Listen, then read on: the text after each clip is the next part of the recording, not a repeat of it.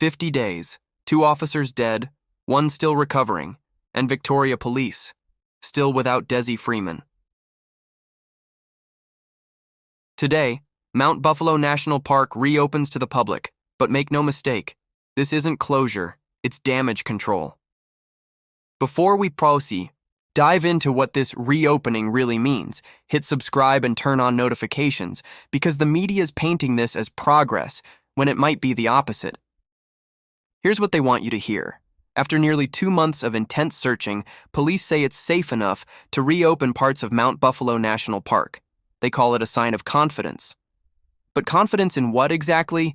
Their search results? Or the public's short memory? If Dezi Freeman truly vanished into this terrain, what makes it safe now? Did they find tracks? A campsite? Evidence? No. Just silence wrapped in optimism. And isn't it strange how safe enough always sounds like we give up in bureaucratic language?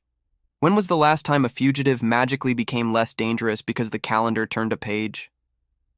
Either they believe Freeman's gone from the region, which means their entire 2-month focus was misplaced, or they're reopening for optics, not safety. Is this policing or public relations? It's been almost 2 months since August 26th, the morning 2 officers, Neil Thompson and Vadim DeWart Hotart, were fatally shot on a property in Porepunkah. A 3rd officer survived, wounded. Freeman, or Desmond Philby, as older records call him, fled into the bush on foot. Within hours, the manhunt began. Roads sealed, helicopters launched, thermal drones sweeping through forest canopies. For weeks, Mount Buffalo looked more like a military zone than a national park. Now, 50 days later, they reopen it, not because they've succeeded, but because the optics demanded it. Reopening is easier than admitting defeat. Police boast about scale. More than 800 people questioned, hundreds of properties searched, 100 tips collected. But how many of those tips led anywhere? How many turned into verified sightings, concrete leads, or recovered evidence? Exactly 0. Numbers make press releases look impressive, but they also mask incompetence. The question isn't how many doors they knocked on, it's how many mistakes they ignored. When a fugitive leaves no digital trace in 2025, is that extraordinary skill or extraordinary failure? And if 800 witnesses didn't see him, what does that say about where they were looking or what they were told to see? Victoria Police say reopening the park doesn't mean the search is over. A strong presence will remain, they insist. But what does presence really mean? Patrol cars posing for cameras? Occasional drone flyovers? Maybe a few officers at the visitor center for reassurance. Reopening isn't about progress, it's about perception. Locals have businesses to reopen, tourism season's approaching, and government departments are tired of explaining why they closed an entire park for nothing. If this were truly about safety, wouldn't logic demand keeping the search zone restricted until a suspect is confirmed captured or deceased? Instead, they've drawn a new line, one that separates public patience from official embarrassment. We've seen this movie before. When a manhunt fails, authorities rewrite the narrative mid-story. Reopening becomes a rebranding of failure. They did it in the South Gippsland case. They did it in Bairnsdale.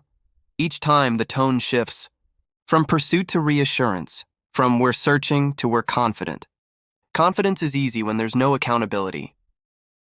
And ask yourself, what's more valuable right now, finding Freeman or protecting the department's image? Because reopening the park sends one message. We're tired of this story. How do you claim Freeman is armed and dangerous, and in the same sentence invite families to hike those same trails? If you believe he's alive in the region, why scale back the ground search? And if you believe he's gone, where's the evidence of his exit? No CCTV, no vehicle, no stolen food, no clothing found? These contradictions don't cancel each other out. They expose the illusion. The illusion that someone somewhere still knows what's going on. The truth is they don't. And when institutions don't know, they distract. That's what this reopening is. Distraction disguised as progress. 3 families are grieving. 2 officers gone. one still recovering. Yet the story's already shifting away from accountability. They've turned tragedy into ceremony, and ceremony into closure. But closure without justice isn't closure, it's convenience. The funerals were televised. The search wasn't. And that tells you everything about priorities. When officials start managing optics instead of operations, it means the operation has failed. Let's talk about what nobody dares: the cost.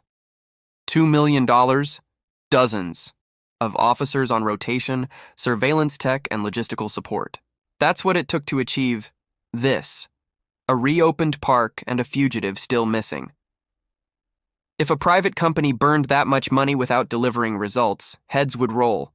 But in policing, failure just gets refunded. So who benefits from keeping this search ongoing? Certainly not the victims' families. Certainly not the local community.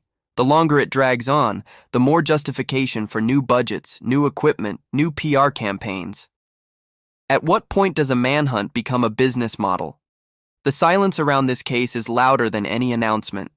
No drone footage, no updated heat maps, no public briefing that isn't pre-approved.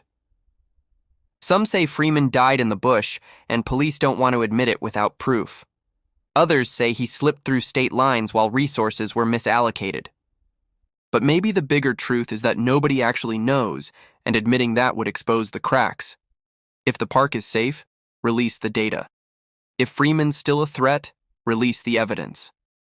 But when both remain hidden, what exactly is being protected in the public or the perception of control? So where does this really leave us? A reopened park, a vanished man, a department desperate to move on, and a public expected to stop asking questions. But we won't stop asking, will we? How does someone disappear under full surveillance in 2025? How can the largest police operation in Victoria's recent history yield zero verifiable results? And why, after 50 days of searching, is the biggest development not an arrest, but a reopening sign? Every headline about reopening reads like a confession, not of success, but of surrender. Mount Buffalo might be open again, but the truth remains locked away. Until there's real accountability, every smiling press conference, every "we thank the community" statement, every sanitized update means nothing. This story isn't over, it's just being rewritten to sound better. And when the rewriting begins, that's when you know something deeper is being hidden. So stay alert, stay skeptical. Hit like, share this video, and subscribe for ongoing coverage, because when the truth surfaces, it won't come from the podium. It'll come from the people still paying attention. 50 days, no capture, no closure, just a park reopening and a country pretending that's progress.